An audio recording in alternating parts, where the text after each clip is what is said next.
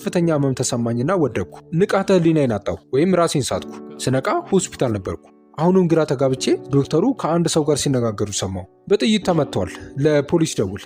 እስኪመረምሩኝ ድረስ ለማንም ከመደወል እንዲቆጠቡ በፍጥነት ጠየቅኳቸው።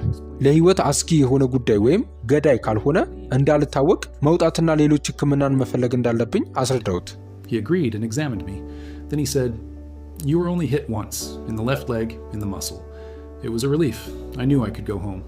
So I called a nun. The nun who cared for us sent a taxi to pick me up." ተስማምቶ መረመረኝ። ከዛም እንዲህ አለኝ፣ አንድ ጊዜ ብቻ ነው የተመታው፣ በግራ እግርህ በጡንቻ ውስጥ። እፎይታ ነበር። ወደ ቤቴ መሄድ እንደምችል አውቄ ነበር። ስለዚህ አንዲት መነኩሲት ጋር ደወልኩኝ። እኛን የምትንከባከበው መነኩሲት ልትወስደኝ ታክሲ ላከች። ወደ ቤት ስመለስ 3 ዶክተሮች ከእሷ ጋር እየጠበቁኝ ነበር። እግሬን መረመሩኝና ጥይቱ አሁንም እንዳለ አረጋገጡ።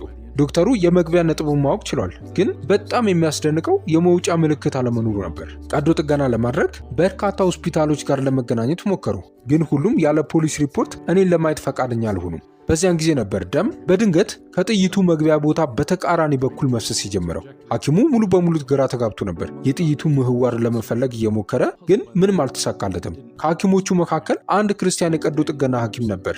ጥይቱ ቀጥተኛ መስመር ባለመከተሉ ግራ ተጋብቶ ነበር። በማግስቱ እሱ ወደሚሰራበት ወታደራዊ ሆስፒታል በድብቅ ተወሰድኩ። ኤክስሬ ያደረጉ። ውጤቱም የበለጠ አስገራሚ ነበር። ጥይቱ በቀላሉ እዛ አልነበረም። ሐኪሙ ተገርሞ እንዲህ አለኝ፣ ጥይቱ አጥንቶችን፣ ጡንቻዎችን እና ጅማቶችን ቀደደ። ነገር ግን በማይታመን ሁኔታ አንዳቸውንም አልጎዳም። በእግር ውስጥ እንደ ዚግዛግ ነው የገባው። ለዚህ ሰብአዊ ማብራሪያ የለም። ከዛ በኋላ ቤተሰቤና እኔ ዘመዶቼ አሁንም እየፈለጉኝ እንዳሉ በመፍራት በየምሽቱ መንቀሳቀስ ጀመርን። ከዛ ብዙም ሳይቆይ ፈረንሳይ ቪዛ ልትሰጠን ተስማማች። በክፍት እጆቿ ተቀበለችን። በዚህች አስደናቂ ሀገር መጠጊያ አገኘን። እስከዛሬ የምንኖረው እዚሁ ነው። በእኔ ላይ የመጣው የሞት ፍርድ አሁንም በስራ ላይ ነው። የሚያበቃበት ቀን የለም። በማንኛውም ጊዜና በማንኛውም ቦታ ሊተገበር ይችላል። ፈረንሳይ ከደረስን ከጥቂት ጊዜ በኋላ ከቤተሰቦቼ ጋር እንደገና ግንኙነት ለመፍጠር መሞከር ጀመርኩ። ከአንዳንድ ወንድሞቼ ጋር ማውራት ቻልኩ። እናም በጣም የሚገርመው ክፍል የሚመጣው አሁን ነው። ከእነሱ መካከል አንዱ በስልክ ግንኙነት የነበረኝ ተለወጠ። ዛሬ ተጠምቋል። እና በጣም የሚያስደንቀው ምን እንደሆነ ታውቃላችሁ? ጥቃቱ በተፈጸመበት ቀን ተገኝቷል እና ጥይት ከተኩሱብኝ ሰዎች መካከል አንዱ ነበር። ይህ የእግዚአብሔር ጥበቃ ሕያው ምስክር ነው። እሱ ጠብቆኛል እና ለመሸከም የማይቻል በሚመስሉ ጊዜያት መርቶኛል። ወደ ኋላ ስመለከት በአካል ብቻ ሳይሆን በመንፈሳዊም እርሱ እንደሆነ ያዳነኝ በማወቅ ከአመስጋኝነት ውጪ ምንም አይሰማኝም። ከሁሉም በላይ ወንድሜን ስለለወጠው ጌታን አመሰግናለሁ። እናም አንድ ነገር በጣም ግልጽ ማድረግ እፈልጋለሁ። ሙስሊሞችን አልጠላም። በእነሱ ስደትና ስቃይ ስለደረሰብኝ ጥላቻ ማኖር እንዳለብኝ ብዙዎች ያስባሉ፣ ግን እንደዛ አይደለም። ከዚህ በተቃራኒው ክርስቶስን ባገኘሁ ጊዜ ልቤ በፍቅር ተሞላ። ቂም አልያዝኩም። ሙስሊሞችን እወዳለሁ። እናም ይህ ፍቅር ነው እንድናገር የሚያነሳሳኝ። However, what I've experienced and seen within Islam has made me reflect on the negative effects religion can have when misinterpreted or distorted. ይሁን እንጂ በእስልምና ውስጥ ያየሁትና ያጋጠመኝ ሃይማኖት በተሳሳተ መንገድ ሲተረጎም ወይም ሲዛባ ሊኖረው የሚችለውን አሉታዊ ተጽዕኖ እንዳስብ አድርጎኛል። ስለዚህ ለሁሉም በተለይ ለሙስሊሞች ጥሪ ያቀርባለሁ። ቁርአንን በቅንነት አንብቡ። በሚነገራችሁ ላይ ብቻ ከመተማመን ይልቅ በእውነት ለመረዳት ሞክሩ።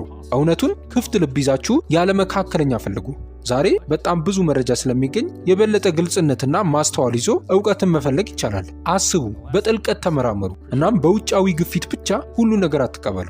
እናም ለመጨረሻ ጊዜ ለክርስቲያኖችና ለሙስሊሞች የምለው እግዚአብሔር ፍቅር ነው፣ ንጹህ ፍቅር። እናም ፍቅር ራሱ እግዚአብሔር ነው። ይህ በልባችን ልንይዘው የምንችለው እጅግ በጣም ኃይለኛና ጥልቅ እውነት ነው። ታሪኬን ለእናንተ የማካፍልበት እድል ስለሰጡኝ ከልብ አመሰግናለሁ። ዛሬም ቢሆን በአገሬ ውስጥ ባሉ አንዳንድ ሙስሊሞች በእኔ ላይ ያለው የሞት ፍርድ ንቁ ሆኖ ቀጥሏል። ይህ ማለት ሕይወቴ አደጋ ላይ ነው ማለት ነው። ተደብቄ ነው የምኖረው፣ ሁሉ ጊዜም ከአንዱ ቦታ ወደ ሌላው እየተዘዋወርኩ ስሜን ደብቄ። ያሳዝናል፣ ግን ይህ ነው የምገጥመው እውነታ። ሆን ብዬ ሁሉንም ሙስሊሞች በአንድ አዳራሽ ውስጥ ለመክተት ወይም ሃይማኖቱን በአጠቃላይ ለማጥቃት እንዳልሆነ ግልጽ ማድረግ እፈልጋለሁ። እኔ የማደርገው አንዳንድ የቁርአን መመሪያዎችን ማውገዝ ነው።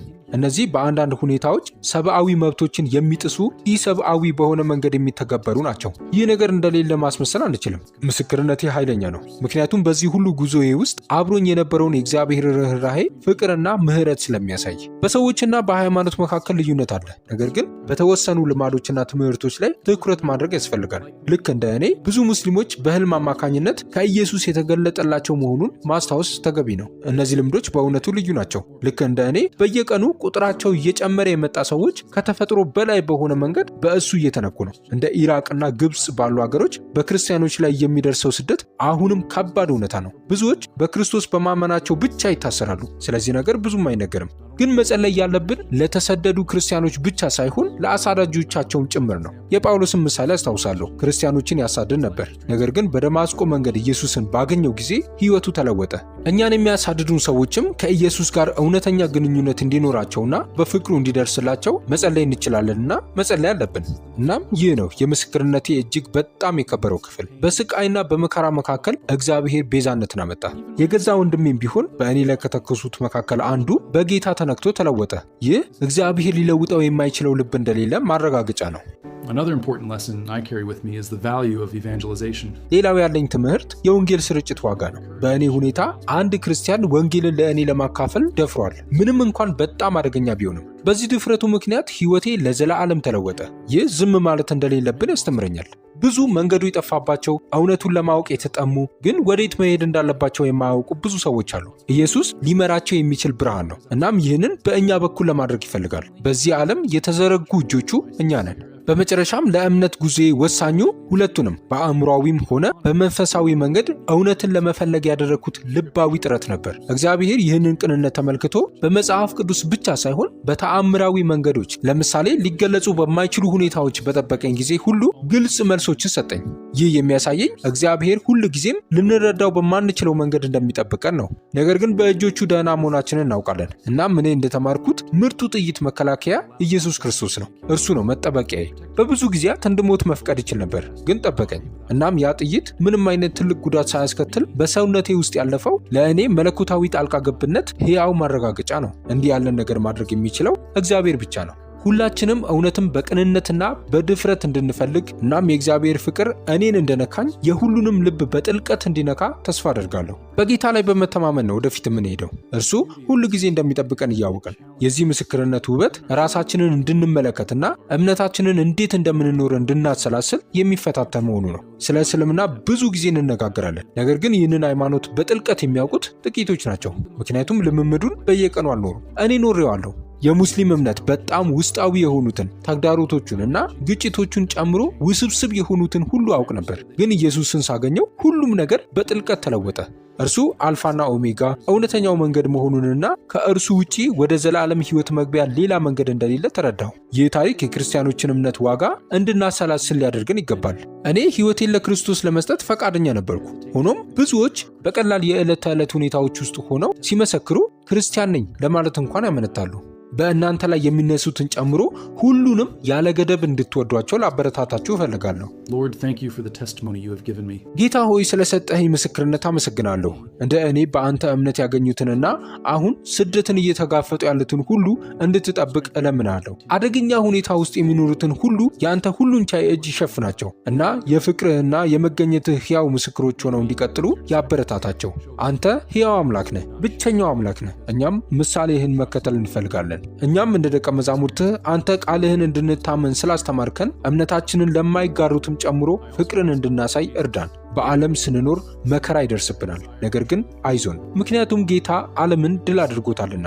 እንዲሁም ደግሞ ኢየሱስ ሆይ በልቤ ውስጥ ያስቀመጥከውን ተመሳሳይ የእውነት ጉጉትና ፍላጎት በውስጣችን እንድታነቃቃ እለምናለሁ። በሙሉ ማንነታችን ልንፈልግህ እንፈልጋለን። አሁን ለሚያዳምጡኝ ለብዙዎች ራስን መግለጥ የምትፈልግበት ልዩ ሰዓት እንደሆነ አምናለሁ።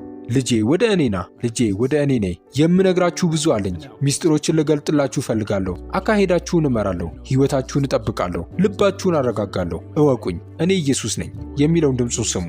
አሜን። ጌታ ሆይ አሁን ለእናንተ ለምወዳችሁ ሙስሊም ወንድም እህቶቼ እናገራለሁ። ኢየሱስ እንደሚወዳችሁና በበጉ ድግስ ለእናንተ የተዘጋጀ ስፍራ እንዳለ እንድታውቁ እፈልጋለሁ። ጌታ ለእኔ እንደገለጥከው ራስህ ለእነሱ ግለጥላቸው፣ ምክንያቱም ኢየሱስ ፍቅር እውነት ነውና።